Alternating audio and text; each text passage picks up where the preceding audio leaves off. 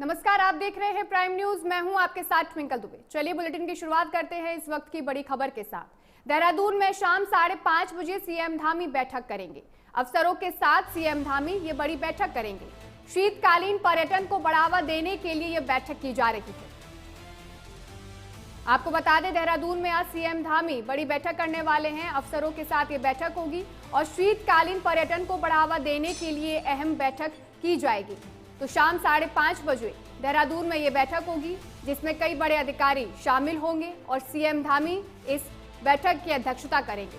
सभी अफसरों को दिशा निर्देश दिए जाएंगे। वहीं शीतकालीन पर्यटन को बढ़ावा देने के लिए ये अहम बैठक है।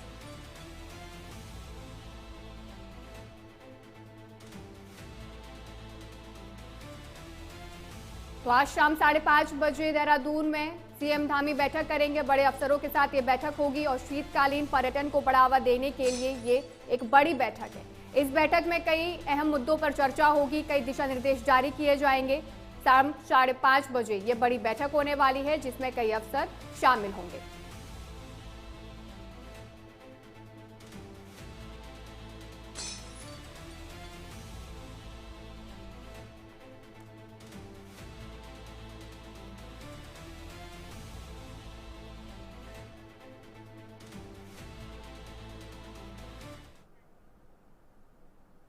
इस खबर पर ज्यादा जानकारी देने के लिए हमारे संवाददाता रजनीश जी जुड़ चुके हैं देहरादून से। तो रजनीश जी, आज शाम 5:30 बजे बहुत बड़ी बैठक होने वाली है। सीएम धामी इस बैठक की अध्यक्षता करेंगे। क्या कुछ जानकारी?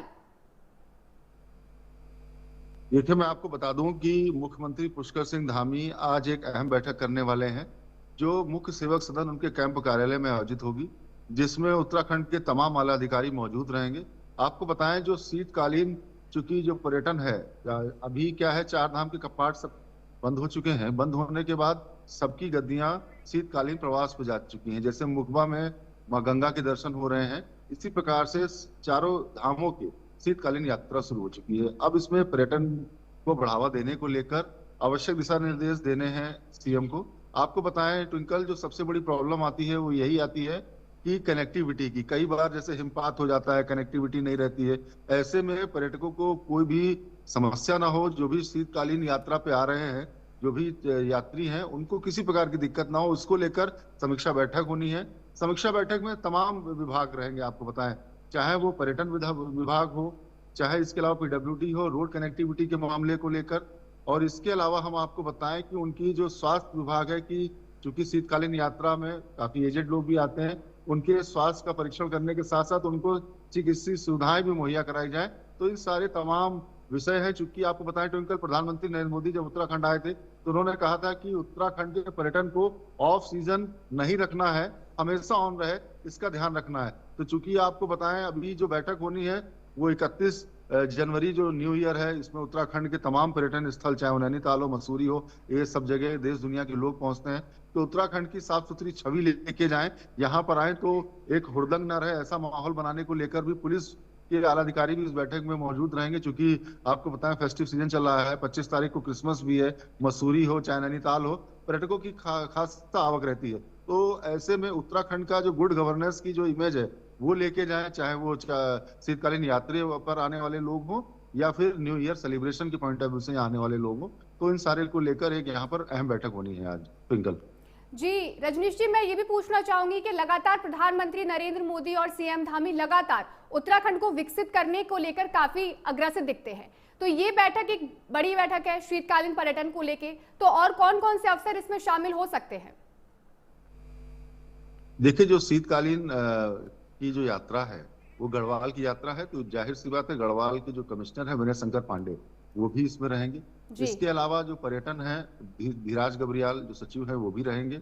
पीडब्ल्यूडी को लेकर पंकज हैं, वो भी मौजूद रहेंगे। तो तमाम आला अधिकारी रहेंगे, जिनको पहले से ही उन लोगों ने शीतकालीन यात्रा को लेकर अपना अपना रोड मैप भी तैयार किया है कि उनका विभाग कैसे सहयोग करेगा, जो यात्रियों की सुविधा है उसमें किस तरीके से इजाफा किया जाएगा।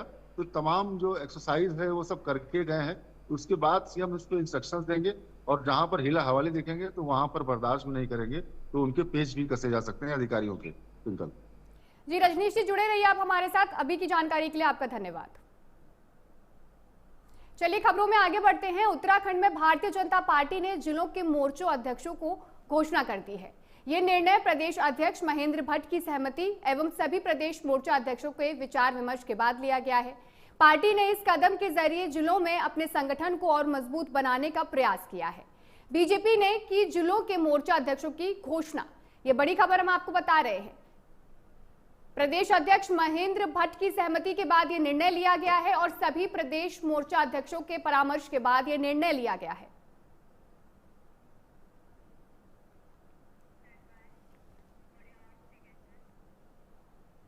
खबरों में आगे बढ़ते हैं। देहरादून में आईएमए पासिंग परेड का आयोजन किया गया है। आईएमए पासिंग आउट परेड का आयोजन किया गया है, जिसमें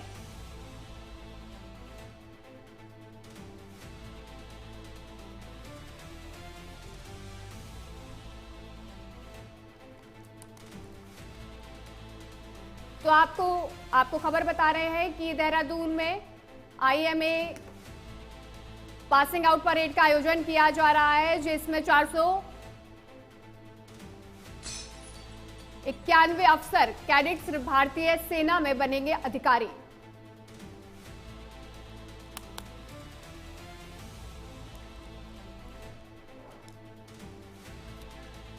चौंतीस कैडेट्स 14 मित्र देशों में शामिल होंगे।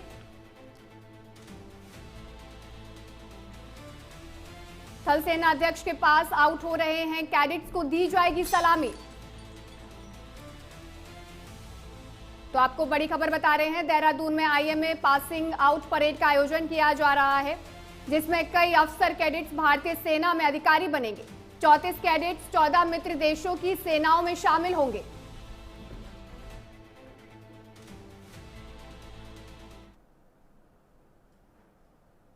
इस खबर पे हमारे संवाददाता रजनीश जी जुड़े हुए हैं। रजनीश जी, आज आईएमए आउट पासिंग परेड का आयोजन किया गया है, तो क्या अहम जानकारी है इसको लेके, क्योंकि कई कैडेट्स शामिल होने वाले हैं?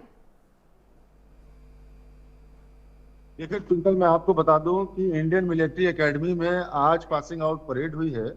इस पासिंग आउट परेड में 559 कैडेट्स हैं जो भारतीय सेना के साथ साथ मित्र देशों के भी अधिकारी बने हैं। वो जिनके साथ संगी रहती है कि वो लोग भी आकर ट्रेनिंग लेते हैं। तो टोटल 491 ऐसे जवान हैं जो अधिकारी हैं जो भारतीय सेना में आज शामिल हो गए। आपको बताएं, थल सेना के जो प्रमुख हैं जनरल उपेंद्र द्विवेदी, उन्होंने एक और जहां सलामी ली सारे कैडेट्स की। इसके अलावा उन्होंने पूरी परेड का निरीक्षण करने के साथ साथ समीक्षा भी की। आपको बताएं कि आज जो पासिंग आउट परेड का वो मूवमेंट था, उस मूवमेंट को देखकर हर कोई जोश से भर गया। जब हमारे देश के ये वीर जो नौजवान हैं, ये अधिकारी बनके जब ये अंतिम पग पे अपने कदम ताल कर रहे थे, तो एक और जहां हेलीकॉप्टर से पुष्प वर्षा हुई, तो वहीं इनके परिजन, उनके माता पिता, उनकी आंखों में खुशी के आंसू छलक पड़े। अपने जो लाल को देखकर माँ जो है वो भावुक हो रही थी। बड़ा भावुक कर देने वाला वो दृश्य था ट्विंकल। मैं आपको बताऊं तो इंडियन मिलिट्री एकेडमी की जो पासिंग आउट परेड साल में 2 बार होती है, ये जो है 6 माह वाला टेन्योर है, जिसमें आज टोटल कैडेट्स जो हैं 559 हैं, जिसमें मित्र देशों के कैडेट भी शामिल हैं। तो आज उनकी पासिंग आउट परेड हुई और अब वो भारतीय सेना का अंग भी बनेंगे और मित्र देशों की सेना में भी जाकर भारतीय सेना का आन बान शान का बखान करेंगे। जो कदम ताल की तस्वीरें आप देख रहे हैं, ये तस्वीरें देखने में ही इतना मनोरम लगती हैं और लोगों को देशभक्ति के जोश से लबरेज कर देने वाली तस्वीरें हैं यहाँ पर। जी रजनीश जी, मैं ये भी पूछना चाहूंगी, जो हमारे ऑफिसर कैडेट्स हैं जो 14 मित्र देशों में शामिल होंगे, वो कौन कौन से हमारे देश हैं? देखिए, जाहिर सी बात है, श्रीलंका है, नेपाल है, ऐसे जो 14 देश हैं जो हमारे मित्र देश हैं, उनसे कैडेट्स हैं। ये हर साल जब जब आईएमए में ट्रेनिंग होती है तो वहाँ के जो युवा हैं, ऑफिसर्स जो बनते हैं, वो भारत में आईएमए में आकर अपनी ट्रेनिंग लेते हैं और यहीं से पासिंग आउट करके फिर वो डायरेक्ट अधिकारी बनते हैं अपने देश की सेना में जाकर। तो भारतीय सेना का जो इंडियन मिलिट्री एकेडमी है, इसका बहुत गौरवशाली इतिहास रहा है। बहुत से जाबाज अधिकारी इस एकेडमी ने दिए हैं और ये वो एकेडमी है जिसने देश की जो थल सेना की जो विंग है, उसके अंदर मतलब जो अदम्य साहस दिखाने वाले तमाम चक्र विजेता हैं, चाहे परमवीर चक्र हो, सब यही वो ट्रेनिंग कैंप है जहां से लोग निकले हैं और उन्होंने देश की रक्षा के लिए अपने आन बान शान में अपने प्राणों की आहुति दी है। तो बहुत गौरवशाली इतिहास इस आईएमए का। पासिंग आउट परेड एक और बताएं आपको, जो परिजन देखने आए थे, इसके अलावा यहाँ जो स्कूल्स हैं उसके स्टूडेंट्स भी आए थे और ये वो दृश्य है जो हर युवा जो देश का है वो देखना चाहता है कि आखिर जो हमारे जो देश के जो अधिकारी बन रहे हैं वो कितना अनुशासन में रहते हैं, कितनी टफेस्ट ट्रेनिंग करते हैं, जिसके बाद उनके कंधे पर ये सितारा लगता है और जेंटलमैन कैडेट बन के भारतीय सेना में शामिल होते हैं। जी, बहुत बहुत धन्यवाद रजनीश जी जानकारी देने के लिए आपका। चलिए आगे बढ़ते हैं, अब नजर डालते हैं सीएम पुष्कर सिंह धामी के कुछ सोशल मीडिया हैंडल से किए गए पोस्ट पर। सबसे पहले बात करेंगे संसद भवन पर हुए हमले की 24वीं बरसी को लेकर, जिसपे उन्होंने पोस्ट कर लिखा कि भारतीय संसद पर हुए आतंकी हमले के दौरान दुश्मनों को मुंह तोड़ जवाब देते हुए प्राणों का सर्वोच्च बलिदान देने वाले सभी वीर जवानों को कोटि कोटि नमन। राष्ट्र की सुरक्षा के लिए आपका ये अमर बलिदान हम सभी के लिए एक प्रेरणादायक है।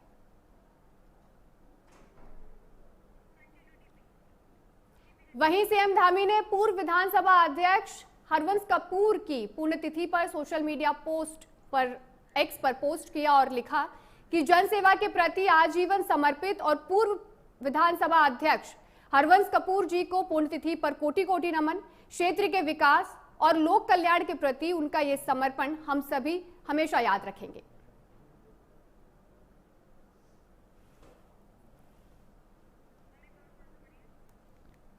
तो वहीं सीएम पुष्कर सिंह धामी ने अपने एक्स पर पोस्ट करके हरवंश कपूर जी को पुण्यतिथि पर श्रद्धांजलि अर्पित की है और कहा है कि उनका बलिदान, उनका जो काम है वो हम सभी हमेशा याद रखेंगे।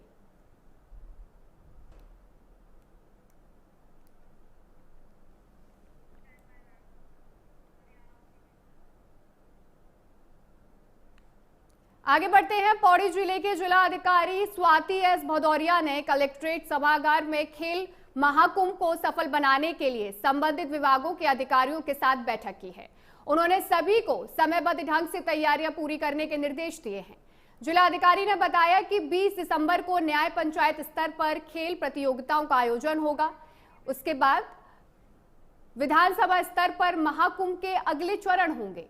उन्होंने शिक्षा अधिकारियों को अभी से ही शिक्षकों की तैनाती सुनिश्चित करने का भी आदेश दे दिया है। साथ ही खेलकूद प्रतियोगिताओं के प्रचार प्रसार और स्थानीय जनप्रतिनिधियों और उनकी जनता की व्यापक भागीदारी पर विशेष जोर देने को भी कहा है।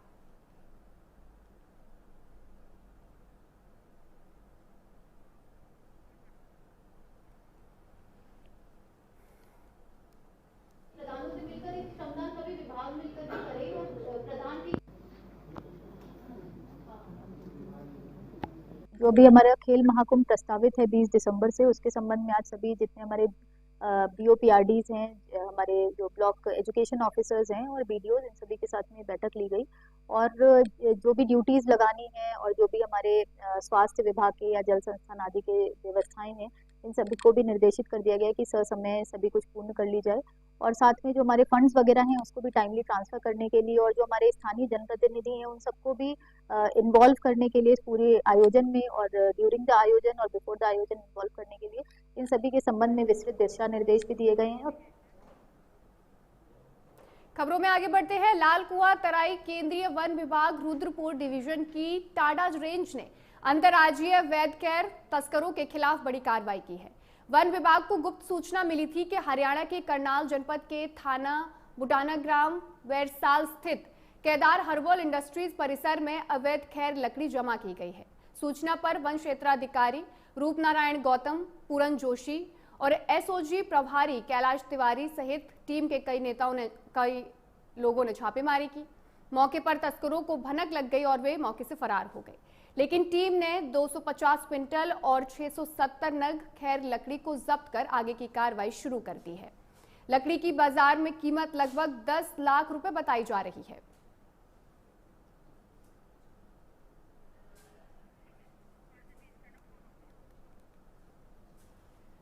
तो ये बड़ी कार्रवाई की गई है वन विभाग की तरफ से लाल कुआं तराई वन में, जहां पर अवैध खैर लकड़ी को बरामद किया गया है। वहीं तस्करों को सूचना मिल चुकी थी कि छापेमारी की जा रही है, तो वो मौके से फरार हो गए, लेकिन टीम ने 250 क्विंटल खैर और 670 नग खैर लकड़ी को बरामद किया है। लगातार पुलिस की कार्रवाई की जा रही है, वन विभाग भी लगातार इस कार्रवाई में जुटी हुई है।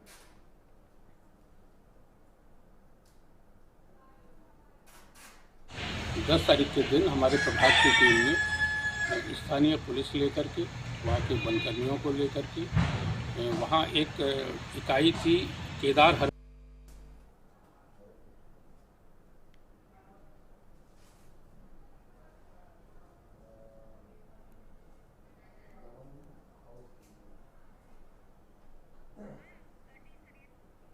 तो हरियाणा में अवैध खैर लकड़ी बरामद की गई है। 250 क्विंटल और 670 नग लकड़ी को जब्त कर लिया गया है। वन विभाग की टीम ने यह बड़ी कार्रवाई की है, जिसके बाद तस्करों में काफी अफरा तफरी का माहौल है।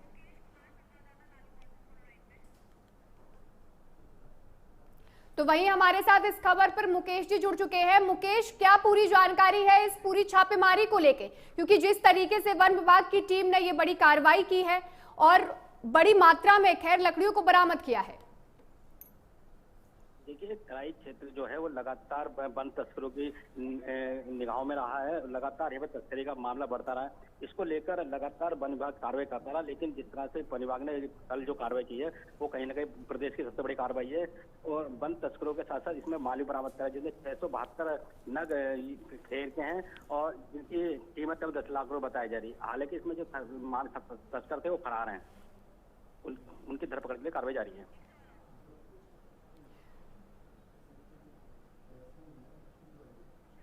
हेलो। तो वन विभाग की टीम लगातार हरियाणा में भी उनकी छापेमारी जारी है, जहां से 250 क्विंटल खैर लकड़ी को बरामद किया गया है। तो हरियाणा से लेके हरियाणा में किस तरीके की छापेमारी और अभी देखी जाने को मिल सकती है? देखिए, जिस तरह वन विभाग ने कार्रवाई की है वो कहीं ना कहीं बहुत बड़ी कार्रवाई है, क्योंकि जो जानकारी मिली थी वन विभाग को कि हरियाणा क्षेत्र में यहाँ की लकड़ी तस्करी की जा रही है। और यही नहीं है, लकड़ी उत्तराखंड की नहीं है, इसे हिमाचल, उत्तर प्रदेश सहित अन्य प्रदेशों की लकड़ी वहाँ पे लाकर बेची जा रही थी, जिसको लेकर ये वन विभाग ने कार्रवाई की और इसमें बहुत बड़ी कार्रवाई मानी जाए। धन्यवाद मुकेश जी, आपका ज्यादा जानकारी देने के लिए। खबरों में आगे बढ़ते हैं। देहरादून के नगर निगम कार्यालय में शहर की शहरी विकास को लेकर अहम बैठक की गई है, जिसमें गढ़वाल कमिश्नर विजय शंकर पांडे भी मौजूद रहे। बैठक में शहर की सुविधाओं और अव्यवस्थाओं से जुड़े अहम मुद्दों पर विस्तार से चर्चा की गई है। अतिक्रमण, बदहाल सफाई व्यवस्था और नगर के जो वाहन हैं उनकी संख्या बढ़ते देखने को लेकर भी इस बैठक में उस पर चर्चा की गई है। अधिकारियों ने इन सभी मूलभूत सुविधाओं को दुरुस्त करने के लिए आवश्यक बजट पर भी विस्तार से विचार करने के लिए भी कहा है।